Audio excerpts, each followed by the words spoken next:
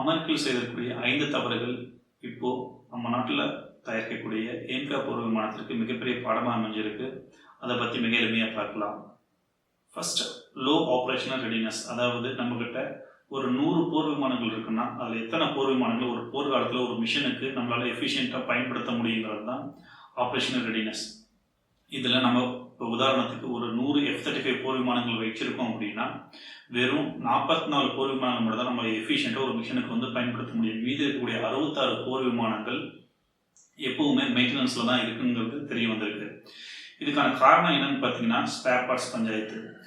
ஏன் ஆனால் இந்த F-35 பறக்கும் போதெல்லாம் அடிக்கடி இந்த ஸ்பேர் பார்ட்ஸ் பழுதாயிடும். அப்படி ஸ்பேர் பார்ட்ஸ் பழுதானாலும் பரவாயில்ல, நம்ம ஈஸியாக மாற்றிக்க முடியும். ஆனால் இந்த F-35 கூட மிகப்பெரிய பிரச்சனை என்னன்னா இந்த ஸ்பேர் பார்ட்ஸ் ஈஸியாக கிடைக்கிறது இல்லை.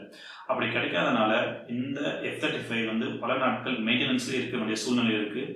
இப்படி இந்த மெயின்டெனன்ஸ்லேயே இருக்கிறதுனால இவங்க பிளான் பண்ணப்பட்ட பட்ஜெட்டில் பல பில்லியன் டாலர்ஸ் வெறும் மெயின்டெனன்ஸ்க்காக மட்டுமே தனியாக செலவு பண்ணிட்டு இருக்காங்க அமெரிக்கா. இதில் இருக்கக்கூடிய அடுத்த மிகப்பெரிய பிரச்சனை என்னன்னு பார்த்தீங்கன்னா சாஃப்ட்வேர் அப்டேட்.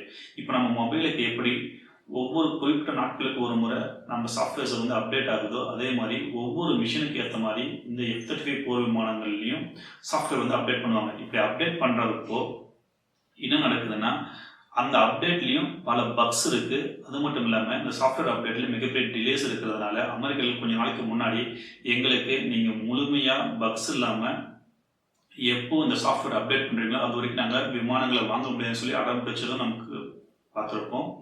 அடுத்ததாக டேட்டா ஓவர்லோடிங்.